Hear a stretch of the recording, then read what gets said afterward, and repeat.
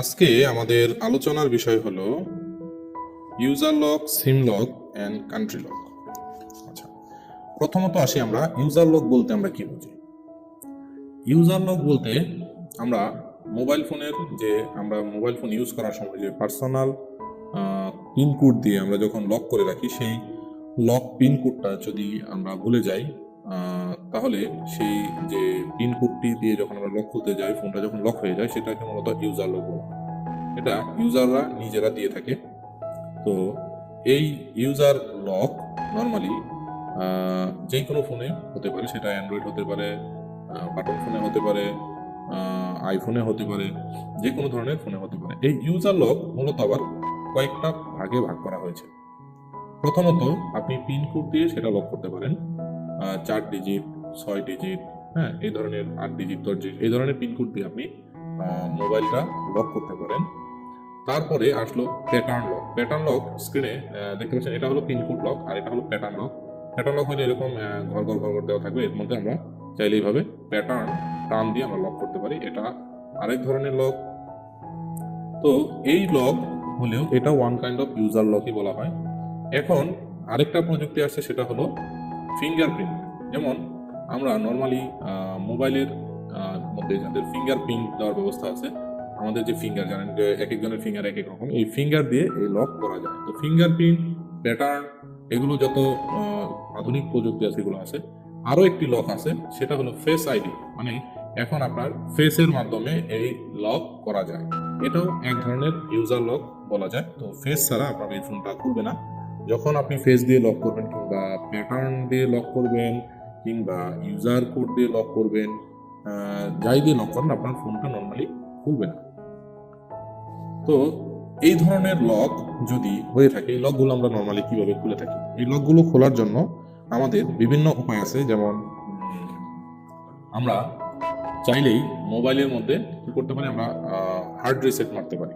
আপনারা গুগলে যে সার্চ করবেন, যে মডেল আছে সেই মডেল দিয়ে লিখে সার্চ করবেন যে hard reset dash dash model.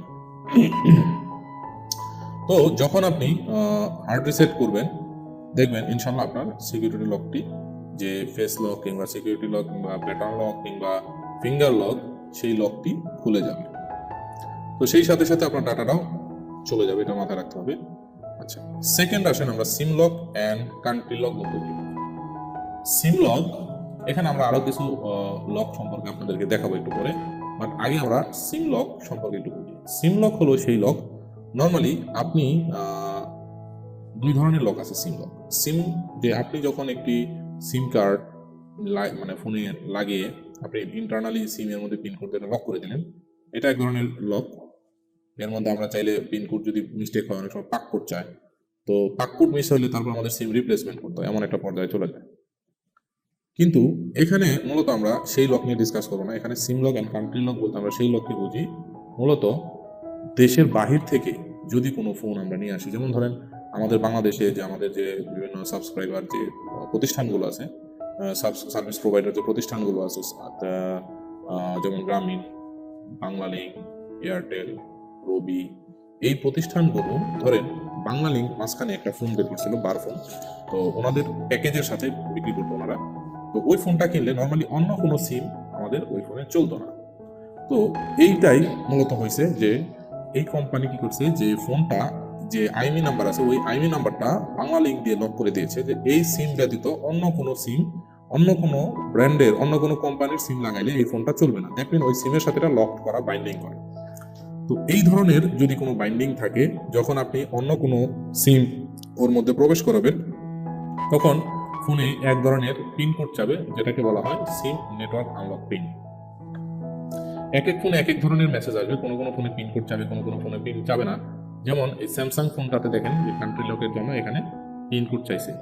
আবার আইফোন একটি ফোন আছে, দেখেন এখানে লেখা আসছে SIM not valid, the SIM card that you currently have installed in this iPhone is from a service provider that is not supported. তো বুঝতে পারছেন যে এইটা কোনো না কোনো একটি কোম্পানির মাধ্যমে এটা অ্যাক্টিভ করা, আমি চাইলেও এই ফোনে আমি আমার সিম চালাতে পারবো। তো এই সমস্ত ক্ষেত্রে এই যদি বিদেশ থেকে যদি কোনো ফোন আমরা নিয়ে আসি, সেই ফোনটা হয়ে যায় কোনো একটা কোম্পানির প্যাকেজ থেকে আমরা কিনে নিয়ে আসি, সেটা পেমেন্ট পরিশোধ না করে যে কোম্পানির যে নির্দিষ্ট রুলস রেগুলেশন আছে সেই রুলস রেগুলেশন ভায়োলেট করে আমরা নিয়ে চলে আসলাম বাংলাদেশে।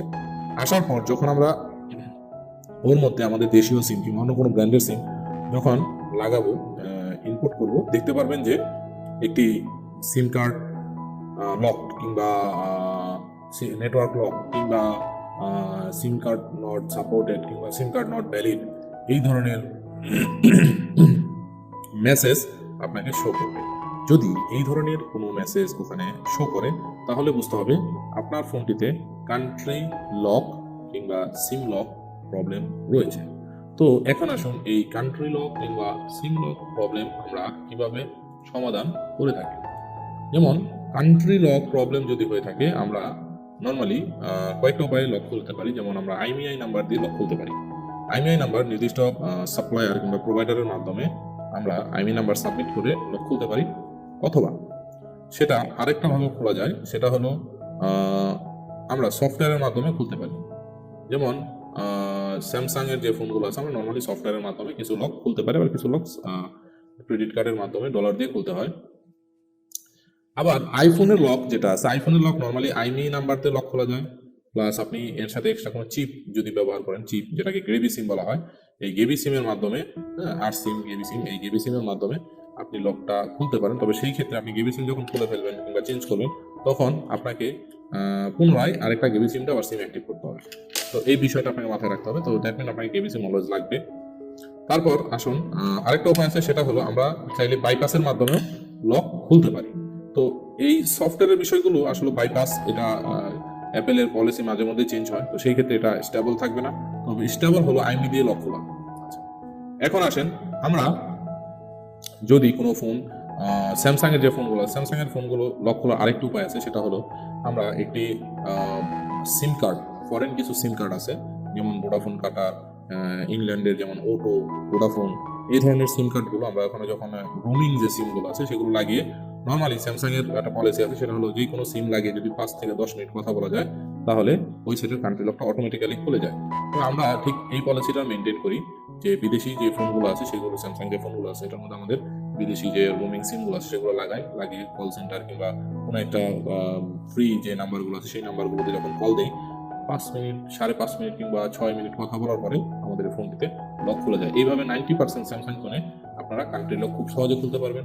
আর ইউজার লক খুলতে পারবেন, যেটা বললাম আমরা ইউজার লক, কান্ট্রি লক খুবই সহজ প্রসেস।